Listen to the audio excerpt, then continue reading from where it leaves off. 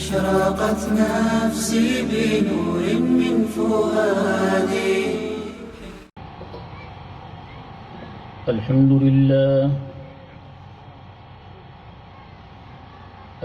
لله نحمده ونستعينه ونستغفره ونؤمن به ونتوكل عليه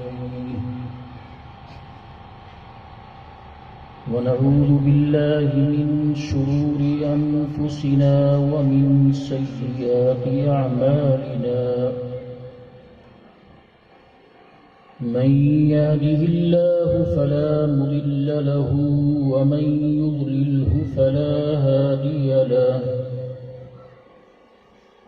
ونشهد أن لا إله إلا الله وحده لا شريك له. ونشهد أن سيدنا ومولانا محمدا عبده ورسوله صلى الله تعالى عليه وعلى آله وأصحابه وبارك وسلم. أما بعد فقد قال الله تبارك وتعالى في كلامه المجيد والفرقان الحميد. أعوذ بالله من الشيطان الرجيم. بسم الله الرحمن الرحيم. وننزل من القرآن ما هو شفاء ورحمة للمؤمنين.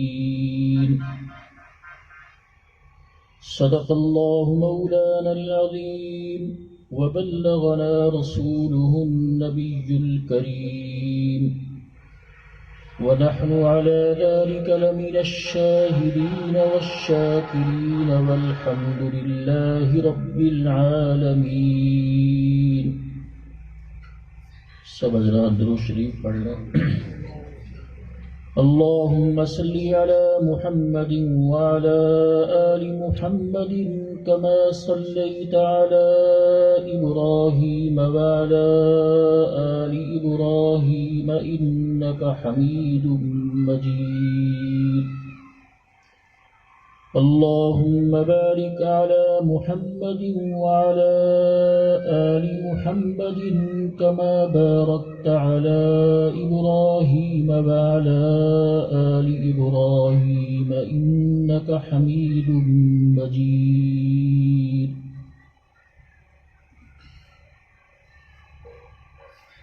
محترم دوستوں اور بزرگوں، موسم کی خرابی کے باوجود آپ یہاں تشریف لائے، جو اس بات کی نشانی ہے کہ آپ کو الحمدللہ قرآن کریم کے ساتھ اور قرآن پڑھنے پڑھانے والوں کے ساتھ محبت ہے. اللہ اس کو مبارک فرمائے. قرآن کریم کے ساتھ محبت، اسی طرح قرآن پڑھنے پڑھانے والوں کے ساتھ محبت، یہ بہت بڑی دولت ہے. حضرت انس رضی اللہ تعالی عنہ سے روایت ہے، وہ فرماتے ہیں کہ ایک شخص رسول اللہ صلی اللہ علیہ وسلم کی خدمت میں حاضر ہوا. اس نے عرض کی، انی احب هذه السورہ قل هو اللہ احد، کہ مجھے سورہ قل هو اللہ احد کے ساتھ محبت ہے، مجھے سورہ اخلاص کے ساتھ محبت ہے. تو آپ صلی اللہ علیہ وسلم نے فرمایا، ان حبک ایاہا ادخلک الجنہ، فرمایا تیرا اس سے محبت رکھنا تجھے جنت میں لے جائے گا. اس لیے اگر اللہ نے دل کے اندر قرآن کریم کی محبت بٹھا دی تو تو اس پر ہمیں اللہ کا شکر ادا کرنا چاہیے جی، کیونکہ حضور صلی اللہ علیہ وسلم فرما رہے ہیں کہ اس کی ایک صورت کے ساتھ محبت رکھنا یہ تجھے جنت میں لے جائے گا۔ اور ہم مسلمان ہیں، ہم میں سے ہر ایک کو اللہ سے محبت ہے، اللہ کے محبوب صلی اللہ علیہ وسلم کے ساتھ محبت ہے۔ آدمی جس سے محبت کرے اس کی خواہش ہوتی ہے کہ اگلا بھی میرے سے محبت کرے جی۔ میں اگر آپ سے محبت کروں تو میری چاہت ہوگی کہ آپ بھی مجھ سے محبت کریں۔ اگر آپ مجھ سے محبت کرتے ہیں تو آپ کی چاہت ہوگی کہ میں بھی آپ سے محبت کروں۔ تو ہم مسلمانوں کو اللہ سے محبت، اللہ کے محبوب صلی اللہ علیہ وسلم کے ساتھ محبت، تو ہماری یہ چاہت ہوگی کہ اللہ بھی ہم سے محبت کریں، اللہ کے محبوب صلی اللہ علیہ وسلم بھی ہم سے محبت کریں۔ حضرت عبداللہ بن مسعود رضی اللہ تعالی عنہ سے روایت ہے، وہ فرماتے ہیں کہ من احب ان یحبہ اللہ ورسولہ، کہ جس کو یہ بات پسند ہو، جس کی چاہت اور خواہش ہو کہ اللہ مجھ سے محبت کرے، اللہ کے رسول مجھ سے محبت کریں، میں اللہ کا محبوب بن جاؤں، اللہ کے رسول کا محبوب بن جاؤں۔ فرمایا جس کی یہ چاہت ہو، جس کو یہ بات اچھی لگے، فَلْيَنْظُرْ فَإِنْ كَانَ يُحِبُّ الْقُرْآنَ فَهُوَ يُحِبُّهُ اللَّهُ وَرَسُولُهُ۔ فرمایا وہ غور و فکر کرے، اپنے گریبان میں جھانکے، اگر اس کا دل اس بات کی گواہی دے کہ اس شخص کو اللہ سے محبت ہے، اگر اس کا دل اس بات کی گواہی دے کہ اس کو قرآن سے محبت ہے، تو سمجھ جائے کہ وہ اللہ کا محبوب ہے جی۔ اگر دل اس بات کی گواہی دے کہ اس کو قرآن سے محبت ہے تو سمجھ جائے کہ وہ اللہ کا محبوب ہے، اللہ اس سے محبت کرتے ہیں، وہ اللہ کے رسول کا محبوب ہے، اللہ کے رسول اس سے محبت کرتے ہیں۔ تو قرآن سے محبت جنت میں داخلے کا ذریعہ، اور قرآن سے محبت اس کا ذریعہ کہ انسان اللہ کا محبوب بن جاتا ہے، اللہ کے رسول صلی اللہ علیہ وسلم کا محبوب بن جاتا ہے۔ اس لیے میں نے عرض کیا کہ اگر اللہ نے دل کے اندر قرآن کریم کی محبت بٹھا دی تو ہم اس پر اللہ کا شکر ادا کریں۔ اسی طرح قرآن پڑھنے والے، پڑھانے والے، یہ علماء صلحاء، ان کی محبت اللہ نے دل میں بٹھا دی تو یہ بھی بہت بڑی دولت ہے۔ حضرت انس ہی سے روایت ہے رضی اللہ تعالی عنہ، وہ فرماتے ہیں کہ ایک شخص حاضر ہوا، اس نے حاضر ہو کر رسول اللہ صلی اللہ علیہ وسلم سے سوال کیا کہ متی قیام الساعہ، کہ قیامت قائم کب ہوگی؟ آنے والے شخص نے سوال کیا آپ صلی اللہ علیہ وسلم سے کہ قیامت قائم کب ہوگی؟ تو حضور صلی اللہ علیہ وسلم نماز کے لیے تیار کھڑے تھے، آپ نے اس کی بات کا جواب نہ دیا۔ جب آپ صلی اللہ علیہ وسلم نماز پڑھا کے فارغ ہوئے تو آپ نے فرمایا این السائل عن قیام الساعہ، کہ جو آدمی پوچھ رہا تھا، ابھی سوال کر رہا تھا کہ قیامت قائم کب ہوگی، وہ آدمی کہاں ہے، وہ آدمی کون ہے؟ تو اس شخص نے عرض کی انا میں ہوں، وہ میں یہ پوچھ رہا تھا، میں یہ سوال کر رہا تھا قیامت قائم کب ہوگی۔ آپ صلی اللہ علیہ وسلم نے اس سے سوال کیا ما اعددت لها، تو جو پوچھ رہا ہے کہ قیامت قائم کب ہوگی، تیری اس کے لیے تیاری کیا ہے؟ تیری اس کے لیے تیاری کیا ہے؟ تو نے کون سے اعمال تیار کر رکھے ہیں اس کے لیے؟ اس شخص نے عرض کی کہ اے اللہ کے رسول صلی اللہ علیہ وسلم، فریض کے علاوہ کوئی زیادہ نوافل تو میرے پاس نہیں۔ اس لیے کہ اس وقت یہ تصور نہیں تھا کہ ایک مسلمان ہو اور فریض کو چھوڑ دے۔ یہ تو آج ہے نا، ہم کلمہ گو ہیں، ہم مسلمان ہیں، محب رسول بھی کہلاتے ہیں، عاشق رسول بھی کہلاتے ہیں، مگر نماز نہیں پڑھیں گے۔ ہیں عاشق رسول، محب رسول، کلمہ گو ہیں، پکے مسلمان ہیں، ہم دیندار ہیں، لیکن نماز نہیں پڑھیں گے۔ نماز میں کوتاہی نہیں کرنی چاہیے۔ قرآن کریم میں آتا ہے کہ جہنمیوں سے پوچھا جائے گا ما سلککم فی سقر، تمہیں کون سی چیز جہنم میں لے آئی؟ جہنم میں آنے کا سبب کیا بنا؟ کیا وجہ بنی سبب کہ جہنم میں آنے کی وجہ کیا بنی؟ تو جہنمی جو اسباب ذکر کریں گے جہنم میں پہنچنے کے، سب سے پہلا سبب ذکر کریں گے لم نک من المصلین، ہم نماز نہیں پڑھا کرتے تھے، ہم نماز نہیں پڑھا کرتے تھے۔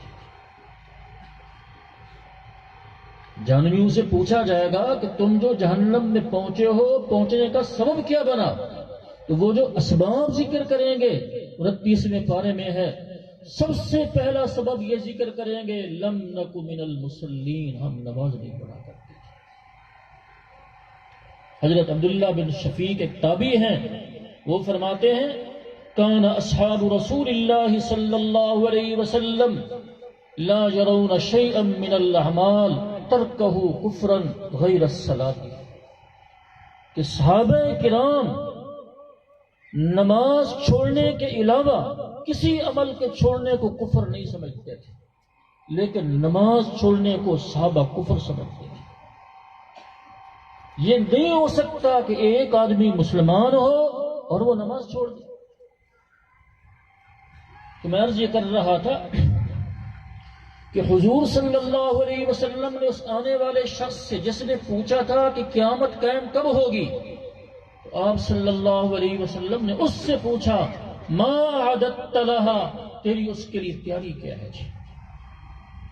تو اس نے عرض کی اے اللہ کے رسول صلی اللہ علیہ وسلم، فریض کے علاوہ کوئی زیادہ اعمال میرے پاس نوافل تو نہیں ہے، الا انی احب اللہ ورسولہ، لیکن اتنی بات ہے کہ مجھے اللہ سے بھی محبت ہے، اللہ کے رسول سے بھی محبت ہے صلی اللہ علیہ وسلم۔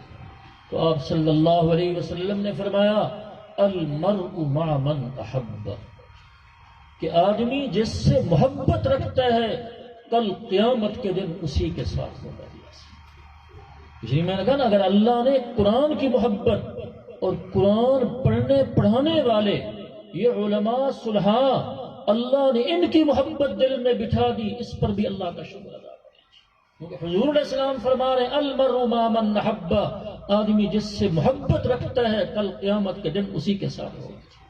حضرت انس کا بیان ہے، وہ فرماتے ہیں ما رأیت فرح المسلمون بعد الاسلام فرحهم بهذا، کہ مسلمانوں کو یعنی صحابہ کرام کو جتنی خوشی آپ صلی اللہ علیہ وسلم کے اس ارشاد سے ہوئی کہ آپ نے فرمایا نا کہ آدمی جس سے محبت رکھتا ہے کل قیامت کے دن اسی کے ساتھ ہوگا، جتنی خوشی صحابہ کرام کو آپ کے اس ارشاد سے ہوئی اتنی خوشی کبھی کسی بات سے نہیں ہوئی تھی، اس لیے کہ ان کو آپ صلی اللہ علیہ وسلم کے ساتھ سچی محبت تھی۔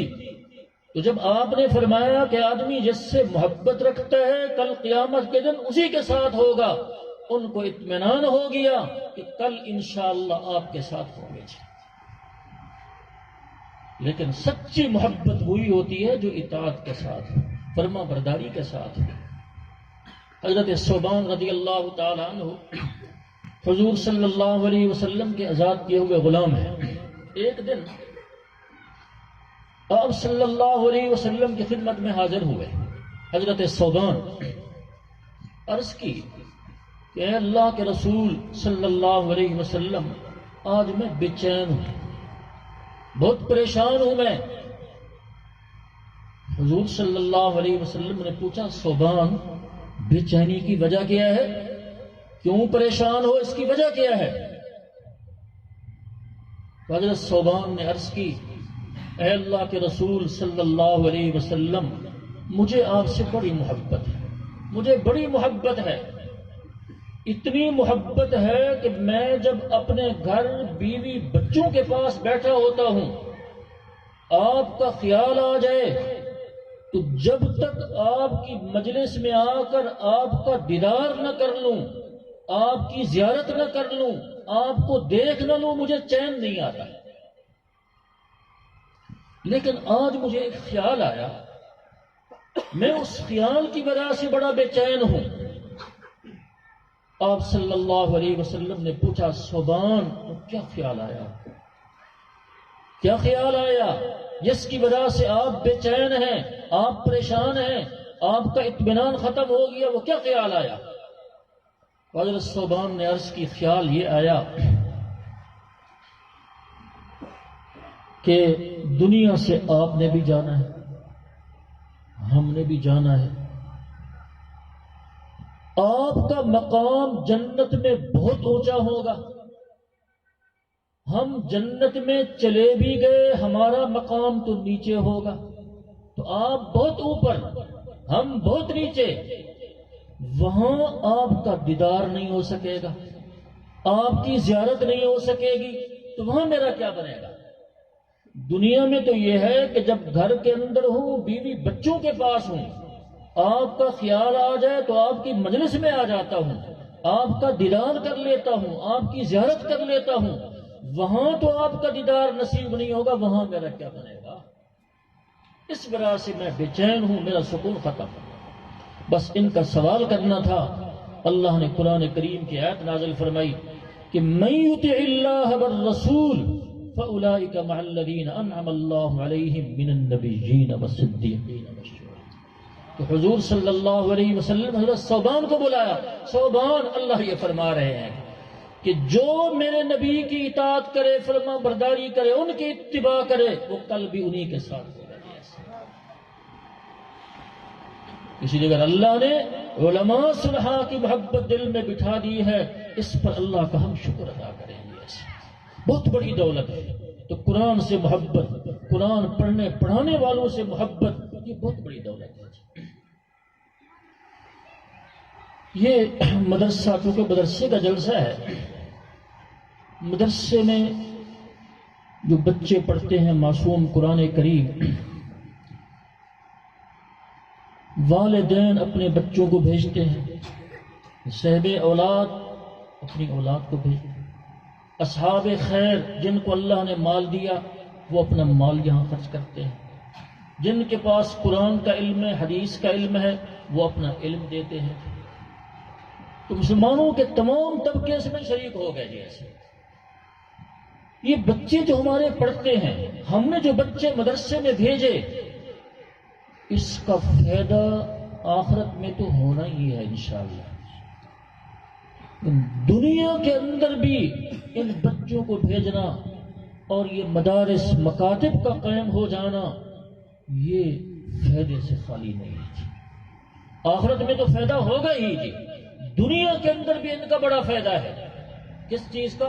یہ جو معصوم بچے مسجد میں بیٹھ کر پڑھ رہے ہوتے ہیں، مدرسے میں بیٹھ کر پڑھ رہے ہوتے ہیں، مکتب میں بیٹھ کر پڑھ رہے ہوتے ہیں، ان کا آخرت میں تو فائدہ ہے ہی، دنیا کے اندر بھی بڑا فائدہ ہے۔ کیا فائدہ ہے؟ حضرت حذیفہ بن یمان رضی اللہ تعالیٰ عنہ سے روایت ہے کہ حضور صلی اللہ علیہ وسلم نے فرمایا ان القوم لیبعث اللہ تعالی علیہم العذاب حتما مقضیہ، کہ ایک قوم اللہ کی نافرمان ہوتی ہے، گنہگار ہوتی ہے، اللہ تبارک و تعالی اس قوم پر عذاب کو اتارنے کا حتمی فیصلہ فرما لیتے ہیں کہ یہ قوم میری باغی ہے، یہ قوم نافرمان ہے، یہ اس قابل نہیں کہ اس کو زمین پر چھوڑا جائے، تو اللہ اس قوم پر عذاب کو اتارنے کا حق میں فیصلہ فرما لیتے ہیں۔ فرمایا فَيَقْرَأُ صَبِيٌّ مِّن صِبْيَانِهِمْ فِي الْكُتَّابِ الحمد للہ رب العالمین۔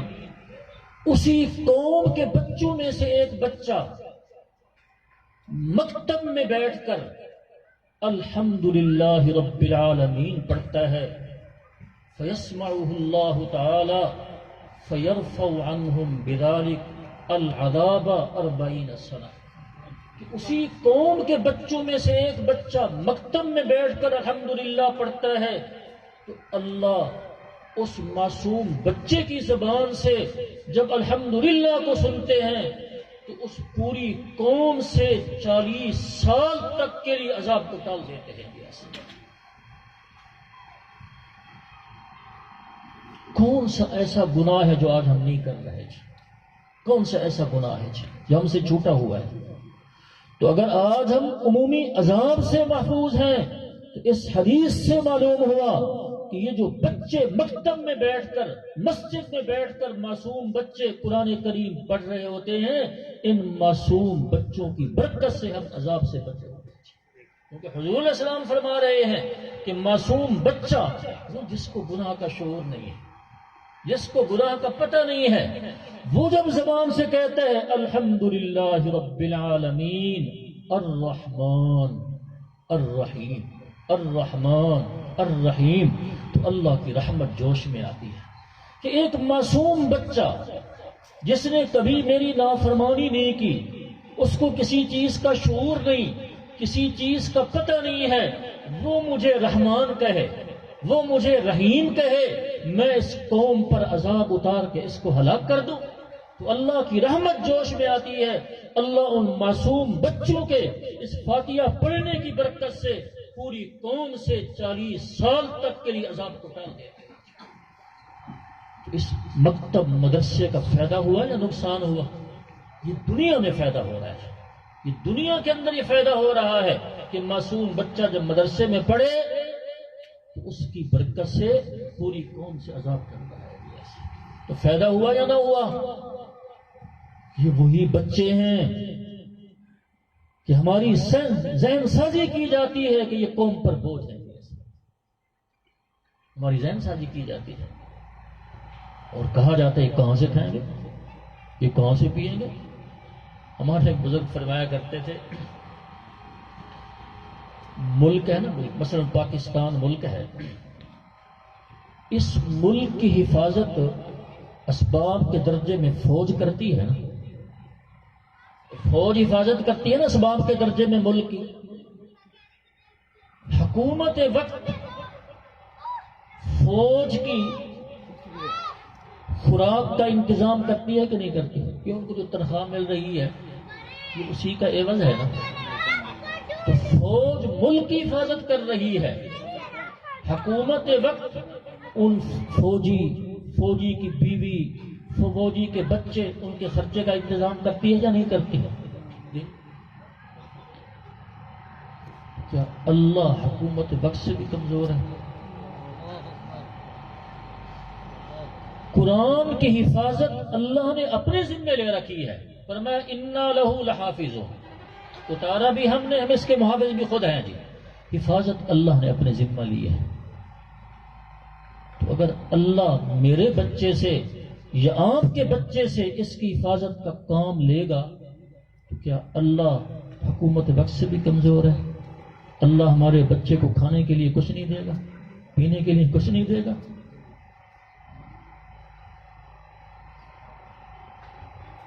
پھر اگر آپ میں سے کسی کو اللہ توفیق دے ان بچوں پر خرچ کرنے کی، یہ جو معصوم بچے مدرسے میں بیٹھ کر پڑھ رہے ہوتے ہیں، اللہ اگر کسی کو توفیق دے ان پر خرچ کرنے کی، یہ نہ ذہن میں لایا کرو کہ ہمارا احسان ہے۔ ایک روایت نظر سے گزری اور وہ دل کو لگتی ہے، فرمایا کہ جب کوئی آدمی کسی کو صدقہ دے، تعاون کرے اس کا، تو جو صدقہ دینے والا ہے، تعاون کرنے والا ہے، وہ اپنے آپ کو زیادہ محتاج سمجھے۔ میری بات سمجھنا ذرا، جو صدقہ دے رہا ہے، تعاون کر رہا ہے، تو صدقہ دینے والا، تعاون کرنے والا، وہ اپنے آپ کو زیادہ محتاج سمجھے اس سے کہ جس کا تعاون کر رہا ہے۔ کیوں؟ وجہ اس کی یہ ہے، جس کو صدقہ دے رہا ہے، جس کا تعاون کر رہا ہے، اس کی ضرورت دنیا کی پوری ہو رہی ہے۔ کہاں کی ضرورت پوری ہو رہی ہے؟ بولو نا، کہاں کی ضرورت پوری ہو رہی ہے؟ دنیا کی۔ اور جو دینے والا ہے، اگر اس نے اخلاص سے دیا ہے، اگر اس نے اخلاص سے دیا، خالص اللہ کی رضا کے لیے دیا ہے، تو اس کی آخرت کی ضرورت پوری ہوگی نا۔ جس کو دے رہا ہے اس کی دنیا کی ضرورت پوری ہو رہی ہے، اور دینے والا اگر اخلاص سے دے رہا ہے تو اس کی آخرت کی ضرورت پوری ہوگی۔ تو بتلاؤ کہ دنیا کی ضرورت بڑی ہے یا آخرت کی ضرورت بڑی ہوگی؟ جی، دنیا کی ضرورت بڑی کہ آخرت کی ضرورت بڑی ہوگی؟ ظاہر ہے کہ آخرت کی ضرورت بڑی ہوگی بنسبت دنیا کی ضرورت کے۔ تو زیادہ پھر محتاج کون ہوا؟ تو جس کی ضرورت بڑی ہے، بڑا محتاج تو وہی ہوا نا۔ اس لیے فرمایا کہ جو دے رہا ہے، جو صدقہ کر رہا ہے، وہ اپنے آپ کو زیادہ محتاج سمجھے گا۔ اس لیے اگر اللہ توفیق دے ان مدرسوں پر خرچ کرنے کی، یہاں کے بچوں پر خرچ کرنے کی، بچوں پر خرچ کرنے کی، تو کبھی ذہن میں یہ نہ لایا کرو کہ یہ ہمارے محتاج ہیں، بلکہ ذہن میں یہ آنا چاہیے کہ ہم محتاج ہیں۔ اگر اللہ نے ہمارے صدقے کو قبول کر لیا، ہمارا دیا ہوا اللہ نے قبول کر لیا، تو اس کی وجہ سے ہماری آخرت کی ضرورتیں پوری ہوں گی۔ تو ایسا کرو گے نا، تو یہ مدرسہ بہت بڑی دولت ہے، اس کی برکت سے دنیا کی آفات ٹل رہی ہیں جی۔ اچھا، ایک بات اور سمجھاؤں آپ کو۔ اب حدیث آپ نے سنی کہ بچہ اگر مکتب میں بیٹھ کر پڑھے، اس کی برکت سے پوری قوم سے عذاب ٹل جاتا ہے۔ اگر ہم خود گھر میں بیٹھ کر پڑھ لیں، ہمارا بچہ اپنے گھر کے اندر بیٹھ کر پڑھے، تو اس کی وجہ سے ہمارے گھر سے آفت ٹلے گی یا نہیں ٹلے گی؟ کہ جب مکتب میں بیٹھ کر بچہ پڑھے تو اس کے پڑھنے کی برکت سے اللہ پوری قوم سے عذاب کو ٹال دیتے ہیں۔ اگر ہم خود اپنے گھر کے اندر پڑھیں، ہمارا بچہ گھر کے اندر پڑھ لے، ہماری بچی گھر کے اندر پڑھ لے، تو اللہ اس کے پڑھنے کی برکت سے عذاب کو ٹالیں گے یا نہیں ٹالیں گے؟ حضور صلی اللہ علیہ وسلم کا ارشاد ہے، ان الشیطان ينفر من البیت الذی یقرأ فیہ سورۃ البقرہ، کہ جس گھر کے اندر سورہ بقرہ پڑھی جائے شیطان بھاگ جاتا ہے۔ آج ہم میں سے ہر شخص پریشان ہے جی، یہ جنات ہیں، ایسے ہے یا نہیں؟ ہر شخص پریشان ہے جی۔ جب قرآن نہیں پڑھیں گے، حضور علیہ السلام فرماتے ہیں جس دل میں قرآن نہیں وہ ویران گھر کی طرح ہے جی۔ جس دل میں قرآن نہیں، جس سینے میں قرآن نہیں، وہ ویران گھر کی طرح ہے۔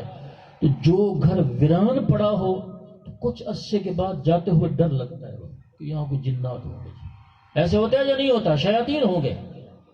تو جس طرح گھر اگر بے آباد ہو، ویران ہو جائے، تو وہاں جاتے ہوئے ڈر لگتا ہے، اس لیے کہ جنات جگہ لے لیتے ہیں، شیاطین جگہ لے لیتے ہیں۔ اسی طرح جو سینہ قرآن سے خالی ہو، اس کے اندر بھی پھر جنات آ جاتے ہیں، اس کے اندر بھی شیاطین آ جاتے ہیں۔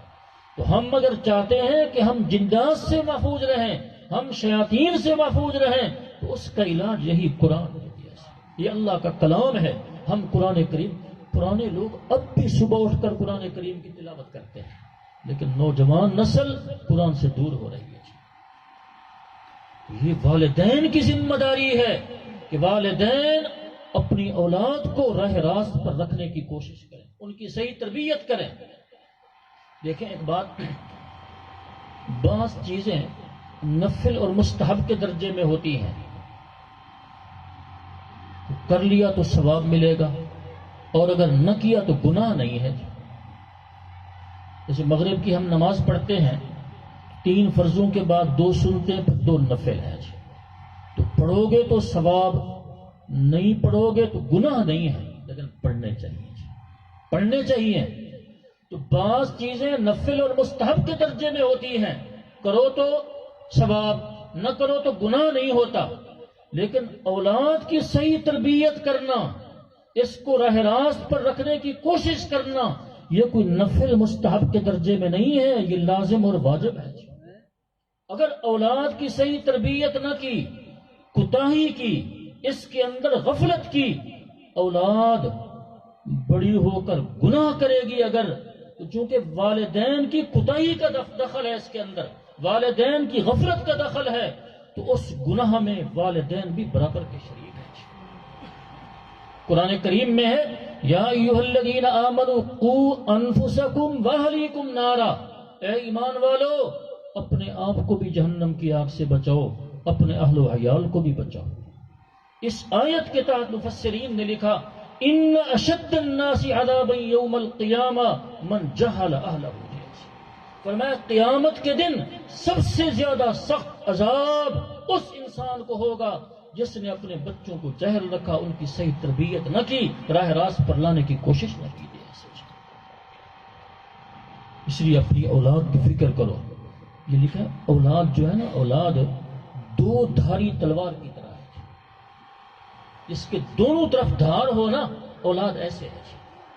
اگر ایک آدمی کے ہاتھ میں ایسی تلوار ہے جو دونوں طرف سے کاٹتی ہے، دونوں طرف اس کی دھار ہے، اگر آدمی کو صحیح پکڑنا آتا ہے تو دشمن کا کام جلدی تمام ہو جائے گا، اور جب اس پر وار کرے گا تو تلوار دونوں طرف سے کاٹے گی نا، تو جلدی ختم ہو جائے گا۔ اگر صحیح پکڑنا آتا ہے اس کو تو دشمن پر جب وار کرے گا ایسی تلوار کے ذریعے تو دشمن کا کام جلدی تمام ہو جائے گا۔ لیکن اگر صحیح پکڑنا نہیں آتا، صحیح پکڑنا نہیں آتا تو اس کی طرف بھی تو دھار ہے نا، اور جب دونوں طرف دھار ہے تو اس کی طرف بھی تو دھار ہے نا، تو اگر صحیح پکڑنا نہیں آتا تو اندیشہ خود زخمی ہو جائے گا۔ اولاد ایسے ہے، اگر صحیح تربیت کر لی، ان کو راہ راست پر لانے کی کوشش کی، اولاد نیک ہو گئی تو دنیا میں بھی مزے، آخرت میں بھی مزے، دنیا میں بھی آنکھوں کی ٹھنڈک اور آخرت کے لحاظ سے بھی صدقہ جاریہ ہے۔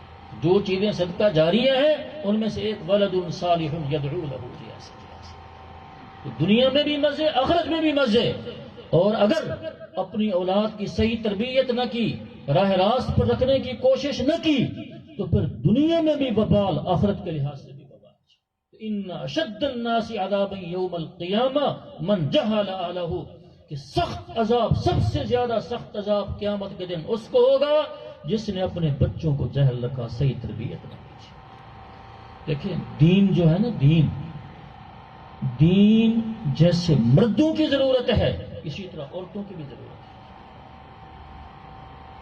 اور دین سیکھنا، پھر اس پر عمل کرنا اور دوسروں تک پہنچانا جیسے یہ مردوں کی ذمہ داری ہے، اسی طرح عورتوں کی بھی ذمہ داری ہے۔ یہ بچوں کا مدرسہ ہے نا، رسول اللہ صلی اللہ علیہ وسلم نے جیسے مردوں پر محنت فرمائی اسی طرح عورتوں پر بھی محنت فرمائی۔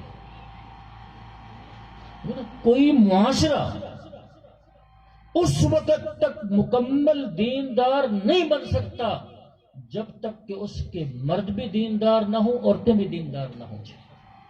معاشرہ مکمل دیندار تب بنے گا جب مرد بھی دیندار ہوں گے، عورتیں بھی دیندار ہوں گے۔ ایک گھرانہ اس میں کامل دین تبھی ہو سکتا ہے کہ جب مرد بھی دیندار ہوں، عورتیں بھی دیندار ہوں۔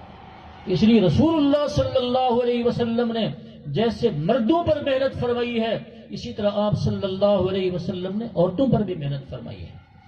اگر مردوں میں فقہا موجود ہیں تو خواتین میں حضرت عائشہ بھی تو موجود ہے نا جی۔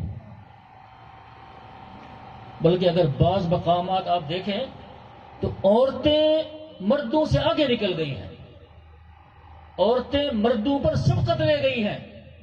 مثلا اللہ کے راستے میں اپنی جان دے دینا، اللہ کی رضا کے لیے اپنی جان پیش کر دینا، یہ بہت بڑی سعادت ہے. تو سب سے پہلے اس دین اسلام میں، اس امت میں، اس دین اسلام کے لیے اللہ کے لیے جس نے جان دی ہے وہ خاتون ہے. جیسے حضرت سمیہ رضی اللہ تعالیٰ عنہ سب سے پہلے جنہوں نے جان دی وہ خاتون ہیں. اب قیامت تک جتنے لوگ بھی اللہ کے لیے جان اشرقت نفسي بنور من فؤادي